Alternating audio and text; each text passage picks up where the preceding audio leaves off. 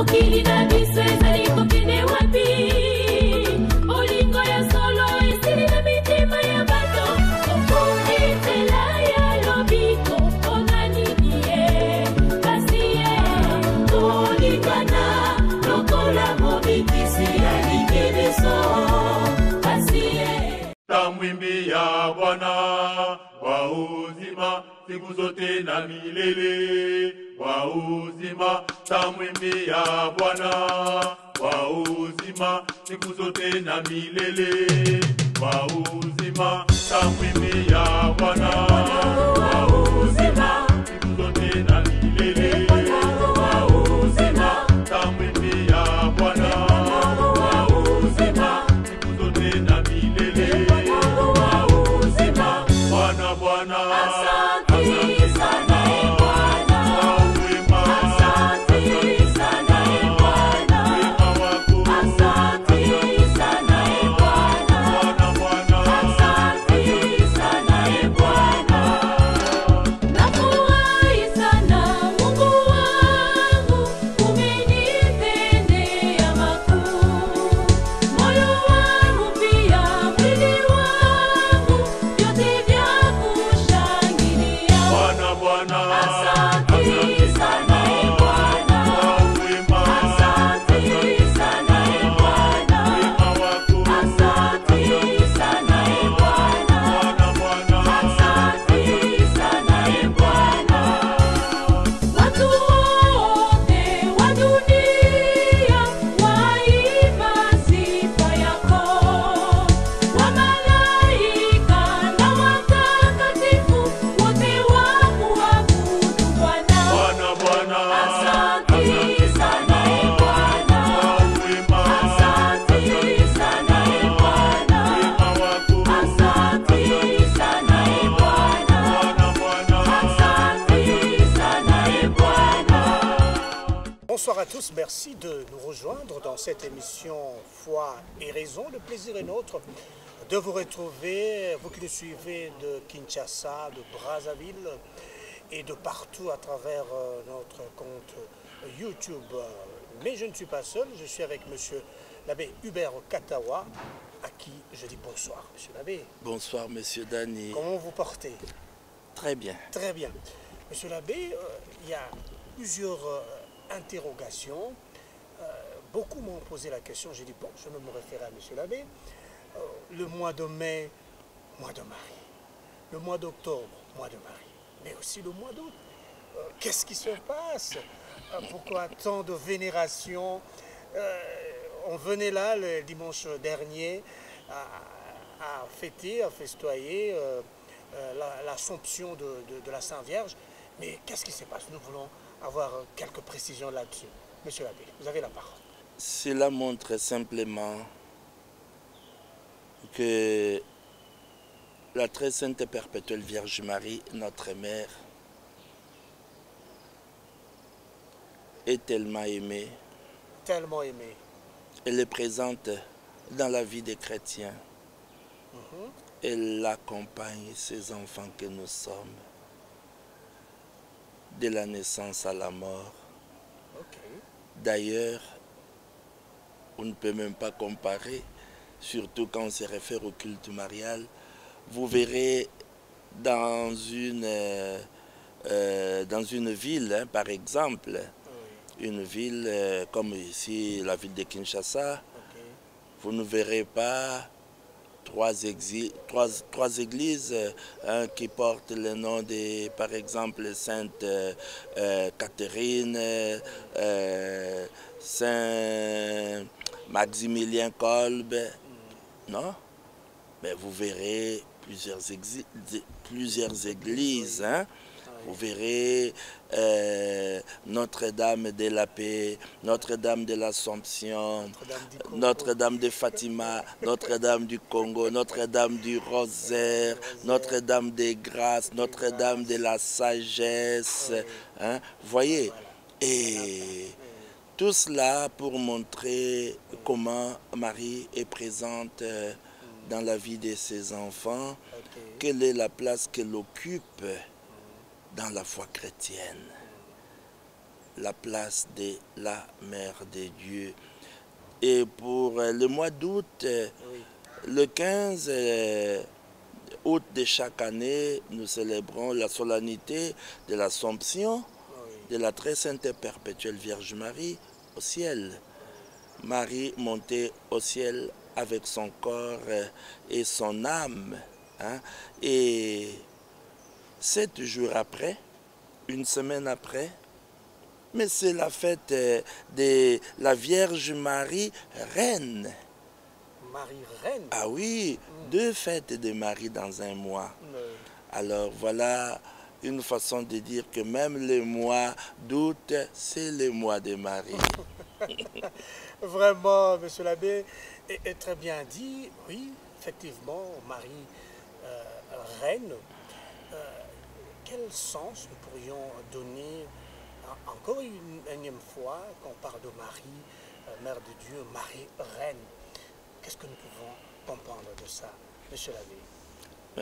Quand nous disons reine, et ne l'oublions pas, elle est reine. D'ailleurs, je ne cesserai de le redire. Marie, quand nous l'invoquons, c'est sous plusieurs vocables. Plusieurs vocables. Plusieurs vocables. Nous pouvons dire Notre-Dame du bon chemin, Notre-Dame de vocation. Hein? Vous pouvez multiplier tout ce que vous voulez. Notre-Dame du bel amour. Alors, c'est très bien, mais tous ces titres d'honneur sont rendus possibles grâce à un titre qui surpasse tous les autres. Tout vient de là. C'est parce qu'elle est la Mère de Dieu. C'est lui qu'elle a mérité de porter en elle, dans son sein, le Fils de Dieu. Celui-là, nous le reconnaissons comme notre Seigneur et notre Dieu. Dans tous les autres titres d'honneur découlent de ce titre. C'est parce que le Mère de Dieu qu'elle est l'Immaculée Conception. C'est parce qu'elle est Mère de Dieu qu'elle est la Reine du ciel et de la terre. Parce que son Fils est Christ, roi de l'univers. Donc Marie Reine, cela signifie que Marie partage la gloire de son Fils. Marie règne avec son Fils. Et au fond, tout cela nous concerne aussi. Déjà quand vous dites Marie Reine, mais c'est aussi à notre avantage, non? Qu'est-ce que vous croyez? C'est à notre avantage. Comment, monsieur l'abbé? Ah, écoutez, moi, personnellement, je suis tellement heureux, je suis fier d'avoir une reine pour mère. Ma mère, la très sainte et perpétuelle Vierge Marie, est reine. Et je suis fier de l'être. Je suis un prince. Et moi aussi, en souffrant avec le Christ, ici-bas, en souffrant pour le Christ, je régnerai avec le Christ. Nous régnerons avec le Christ. Alors ne nous étonnons pas si Marie règne avec son Fils. Voilà, c'est très bien dit. Vous voyez, donc ça va de soi, hein, comme monsieur l'abbé vient de le dire, nous régnerons ensemble avec le Christ. Monsieur l'abbé, j'aimerais insister sur un concept, un vocable, parmi tant d'autres. On parle de Marie, elle est mère de la miséricorde. Quels sont les points saillants que nous pouvons relever de cet aspect des choses? Aujourd'hui, c'est un besoin On a besoin de grâce, on a besoin de Dieu pour évoluer dans un contexte qui, des fois, devient très sombre et on se remet en question, notre chrétienté. Et voilà l'occasion, une bonne nouvelle, hein, voilà, Mère de la Miséricorde. Monsieur l'abbé. Alors, vous savez, Mère de la Miséricorde, il y a miséricorde, hein? Oui. Là où le péché a régné. Oui. Là où le péché a détruit, je dirais défiguré l'image de Dieu. L'homme est créé à l'image de Dieu. Et nous savons, nous tous, que nous sommes des pauvres pécheurs. Tout homme est pécheur et privé de la gloire de Dieu. Nous sommes des pauvres pécheurs. Nous avons préféré conduire notre vie sans Dieu, loin de Dieu. Nous lui avons tourné le dos. Et le salaire du péché, c'est la mort. Alors, nous méritons la mort.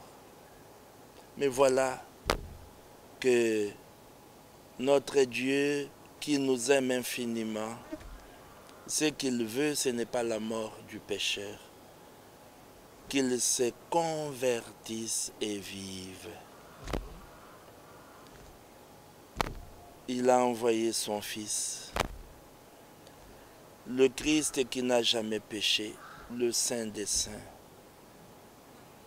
Pour nous sauver, il a accepté d'être compté parmi les pécheurs. Il a accepté même d'être baptisé par Jean le Baptiste. Un baptême de conversion, non? Il n'avait pas besoin de se convertir. Mais il a voulu simplement s'aligner. Il a voulu, lui aussi, être au milieu de nous pour nous sauver de l'intérieur. Comme qui dirait, si vous voulez sauver une personne qui est en train de se noyer, vous allez vous mouiller aussi le corps. Comment voulez-vous la sauver sans que l'eau ne vous touche? Vous allez vous mouiller le corps.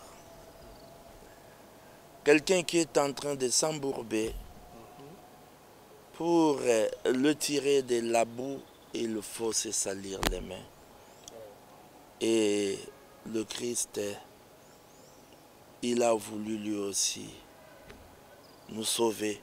Et d'ailleurs, quand nous disons l'agneau de Dieu qui enlève les péchés du monde, il s'est chargé sur la croix de nos péchés, de nos infirmités, de tous nos péchés.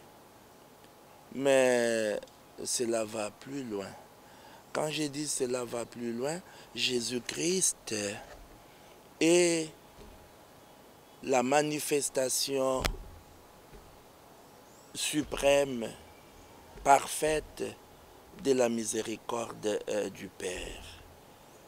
C'est grâce à Jésus que nous découvrons notre Dieu comme Père de miséricorde. Et je dirais même c'est la miséricorde même de Dieu. Et voilà, la mère de Jésus,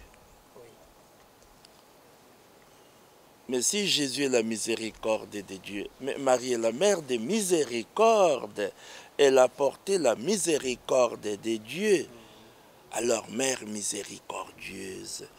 Cela me renvoie encore à l'image, celle qui me revient, c'est l'image du roi Salomon. Le roi Salomon, assis sur son trône de gloire.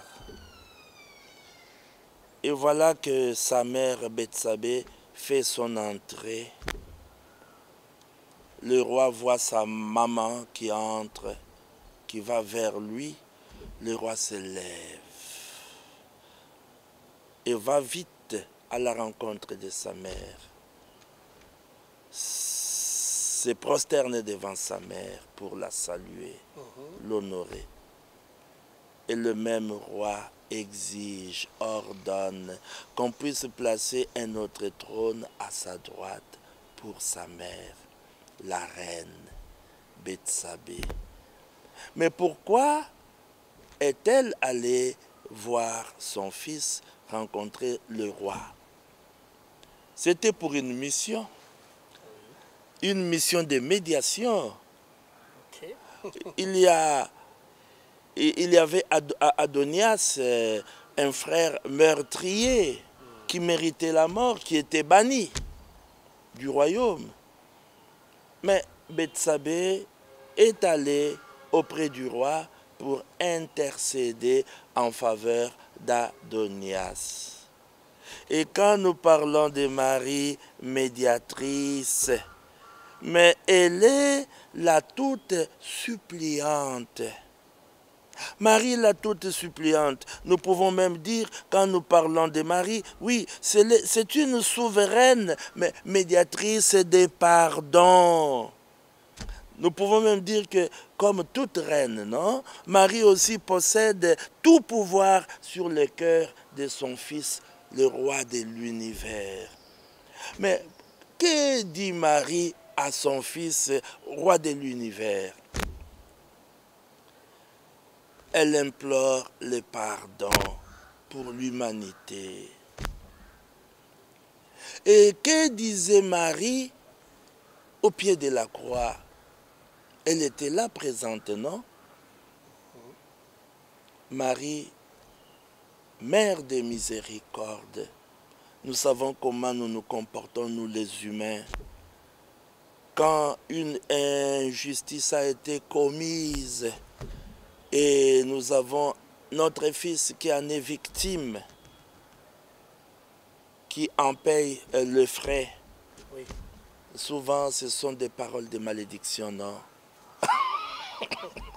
Ce sont des paroles de malédiction qui sortent de nos bouches. Oui. Il y en a même qui se permettent de dire, mon fils, que tu puisses retourner pour terroriser tous ceux qui sont complices de ta mort. Qu'ils ne puissent jamais avoir le repos de la nuit. Que tu viennes les récupérer pour que vous alliez tous comparaître devant le juge suprême. Alors, ou simplement, on souhaite, le malheur, que le malheur s'abatte sur tous ceux qui ont commis l'injustice, non? Mais voilà que Marie, qui était là, c'est comme si elle disait au Père céleste, j'avais 2 fils, Jésus-Christ, qui est vrai Dieu et vrai homme, et l'homme. Et l'homme a assassiné, a tué son frère Jésus. Et il mérite la mort. Mais moi, je viens demander pardon. Si l'autre aussi venait à mourir, je resterai main vide. Bon, ça c'est une façon imagée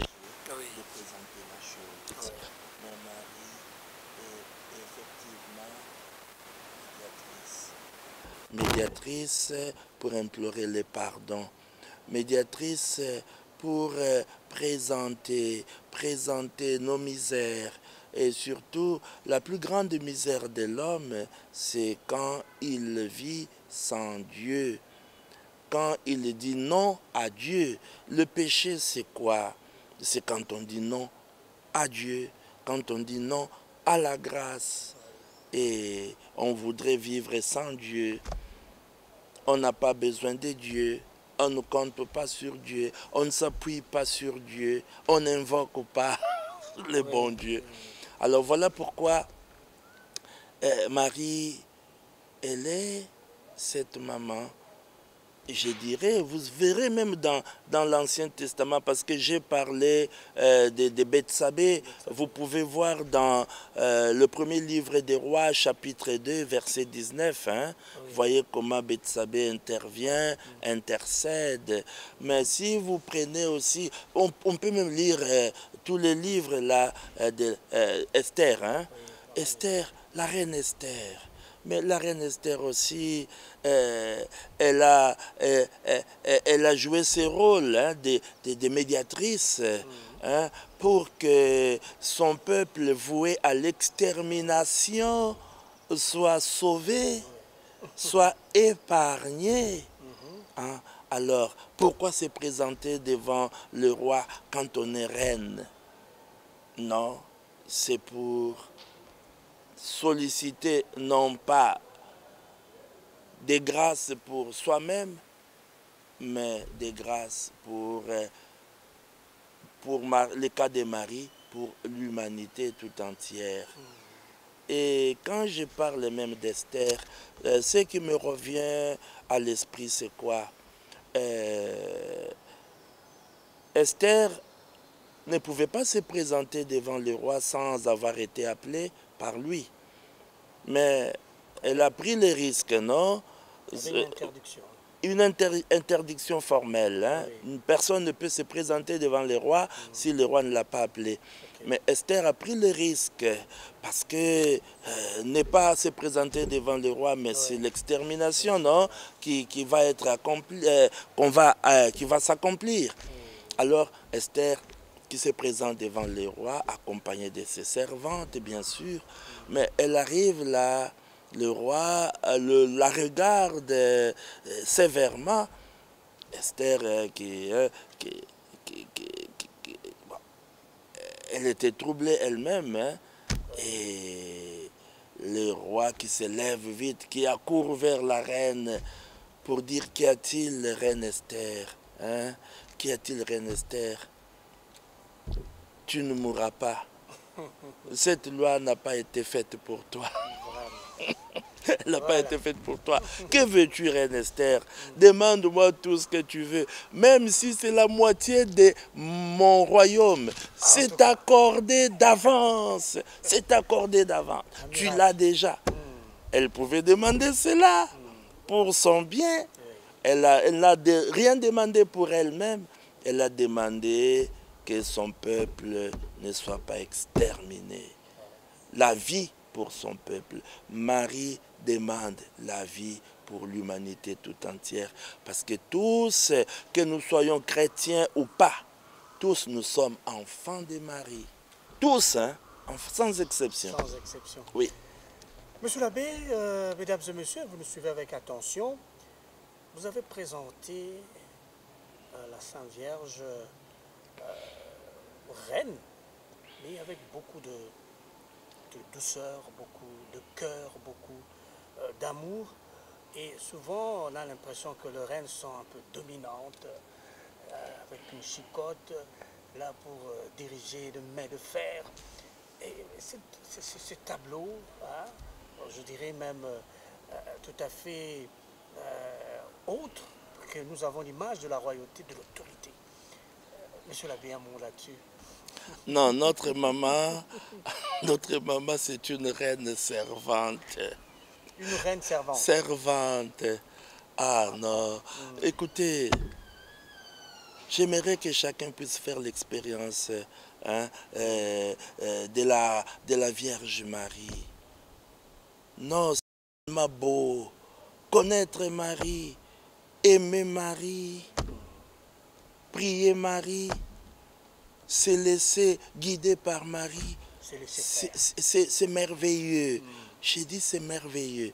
D'ailleurs, si vous prenez le Cantique des Cantiques, chapitre 6, à partir du 9e verset, 10e verset, qui est celle qui s'élève comme l'aurore, qui s'avance comme l'aurore, belle, belle comme la lune, éclatante comme le soleil, et terrible comme une armée rangée en bataille.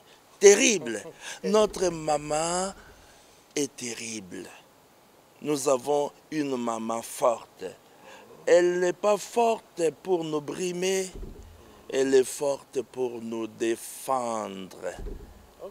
Elle est forte pour nous défendre, mais elle est tellement douce que, vous savez, personnellement, je demande aussi des grâces au Seigneur, à notre Seigneur Jésus-Christ.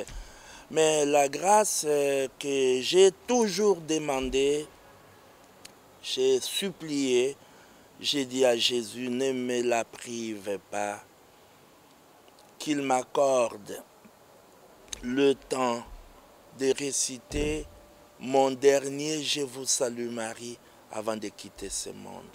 Ah, mais ça c'est important. Comment... Quelle que soit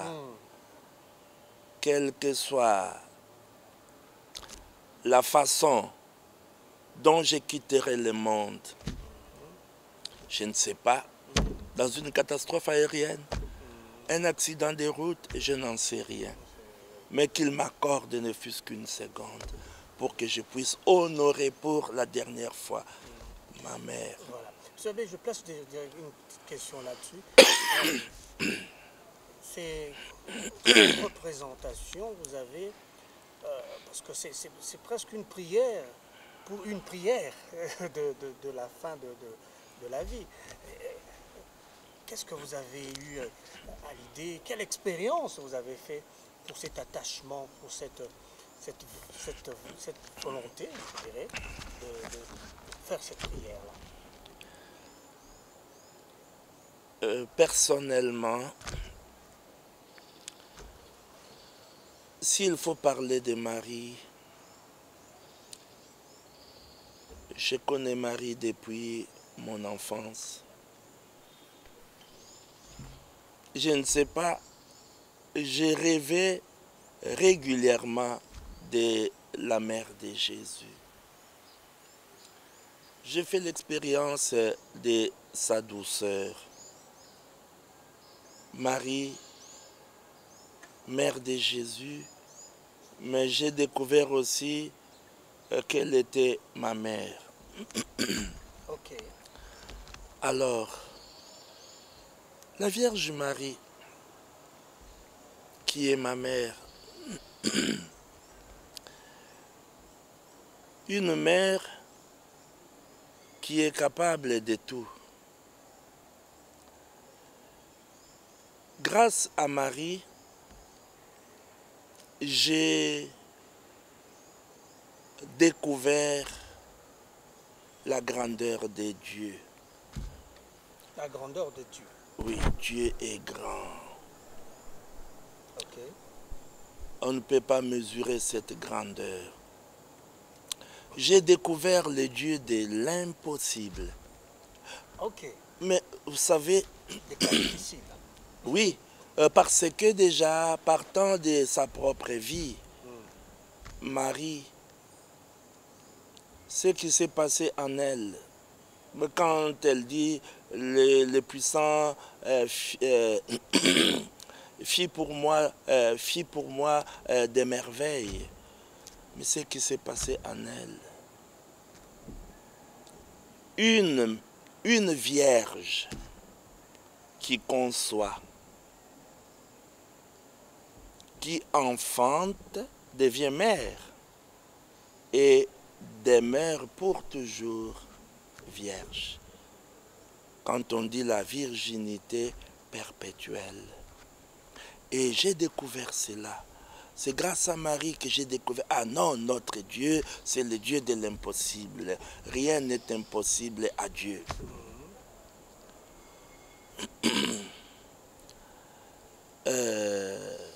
Voilà, quand nous parlons de Marie, Marie Virgo,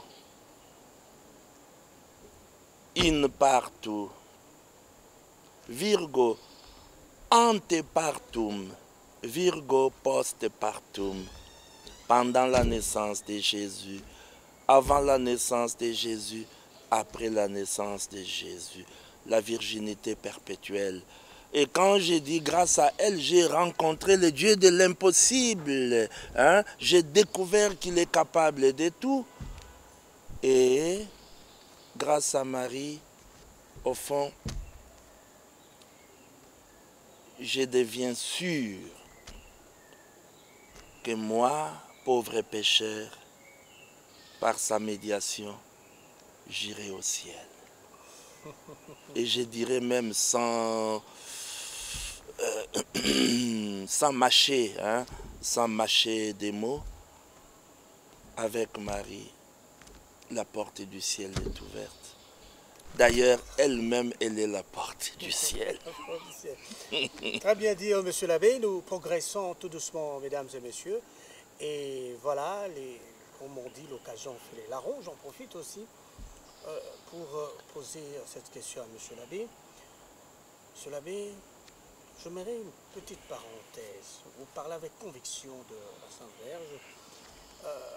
Vous avez parlé, vous l'avez connu très tôt dans votre vie. Quel est l'élément marquant, quelle est cette petite expérience en tant que, là je vous vois en tant que jeune, en tant que peut-être enfant, qui vous a convaincu, peut-être ça a déclenché cette vocation. Je me pose la question, je vous laisserai la parole, hein, pour être ce prêtre vaillant, engagé. Voilà, nous voulons en partager avec ceux qui nous suivent, hein, de Kinshasa, de Brazzaville et de par le monde. J'ai beaucoup d'exemples, beaucoup de témoignages. Hein. Je me limite à quelques exemples. Okay. Et j'étais encore aux humanités. Je crois j'avais 14 ans. J'avais 14 ans, 14, 15. J'avais une mauvaise habitude. Hein. Okay. Je savais où on gardait les médicaments à la maison, la pharmacie domestique. Et chaque fois que j'avais des maux de tête, vous y allez. Sans la permission des adultes, Oui. je me cachais discrètement, j'allais me servir. Alors je prends un comprimé de quinine. Okay. Alors avec de l'eau, voilà, je me soigne, l'automédication. Et le soir, la même chose. Après 2 comprimés, je me sens bien, j'abandonne, non? Sans savoir que j'ai développé une résistance. Une résistance à la quinine. Et quand je suis tombé sérieusement malade, c'était une forte malaria, on m'amène à l'hôpital général à l'époque, à Mamaïmo. On m'amène là. Il n'y avait aucun médicament qui pouvait me soulager, aucun. Parce que c'était la quinine, hein, considérée comme les plus puissants comprimés de cette époque-là. Et c'était le désespoir. La fièvre ne baissait pas. Nous rentrons à la maison. Pendant la journée, j'étais en chambre. Je ne sais pas expliquer ce qui s'est passé. Est-ce que je dormais? Je ne dormais pas, je n'en sais rien. C'était un rêve, je n'en sais rien. J'ai seulement entendu des voix, des personnes qui discutaient sur mon sort. Il doit mourir, il doit mourir. Ah, voilà, une discussion. Et voilà, à la fin, En conclusion, c'est la voix que j'ai reconnue parce que moi, je n'ai vu personne, non, j'entendais de loin. Je reconnais la voix de Marie parce qu'en rêve, hein, moi je n'ai jamais vu Marie, hein, en rêve, oui. Alors, je reconnais sa voix en rêve. J'ai entendu sa voix qui a coupé court à la discussion. Elle a tranché. Elle a dit non, Hubert ne mourra pas. Hubert ne mourra pas. Il vivra pour servir le Seigneur. Oh! Ça, c'est fantastique. Je me suis réveillé. J'ai cherché les gens qui étaient en train de discuter. Je n'ai vu personne. Je suis sorti dehors, guéri complètement. Wow. La Vierge m'a déjà assisté plusieurs fois. Ok. Inutile d'en parler ici. Ces témoignages-là suffisent. Hein. Il ne mourra pas. Il vivra pour servir le Seigneur. Mais pour moi, je le sers comme prêtre. Prêtre de la miséricorde divine, prêtre de la Vierge Marie, fils de prédilection de la Vierge Marie. Vraiment, monsieur l'abbé, un témoignage marquant, éloquent, qui vraiment nous montre comment la Sainte Vierge a intervenu, un cas vraiment de mort. Et oui, voilà, vous le voyez, il est là avec nous. Et en tant que prêtre, il sert le Seigneur avec beaucoup de vaillance. Monsieur l'abbé, le temps nous est imparti. Je mets un message aux mamans, parce que vous avez dressé un tableau magnifique de la Sainte Vierge, de cette dame qui défend ses enfants, qui pardonne, qui les supporte, et à nos mamans qui de fois, peut-être avec la pression de la vie, elles deviennent un peu agressives. Là, je mets entre les parents de Thérèse, entre guillemets. Voilà, ce cœur de sœur, d'amour qui abonde à tout moment pour ses enfants. Monsieur l'abbé, un mot à nos mamans qui nous suivent. Nos mamans, ce sont des braves mamans. Oui. Nos mamans qui nous ont aimés pour nous avoir portés pendant 9 mois. Nos mamans qui ont pris soin de nous avant notre naissance, à notre naissance, et qui prendront soin de nous jusqu'à la mort. Qu'on le veuille ou pas, quel que soit son âge, on reste fils et fille de sa mère. Alors, je demande aux mamans d'imiter la Vierge Marie. Marie ne désarme jamais. C'est une Vierge forte, une femme forte, une femme capable de défendre ses enfants, capable de protéger ses enfants, capable de prier pour ses enfants, d'intercéder. Marie, c'est la mère des pauvres pécheurs. Et nous faisons souffrir nos mamans. Elles sont blessées dans leur cœur. Elles sont parfois déshonorées, humiliées, abandonnées. Mais qu'elles ne nous abandonnent pas.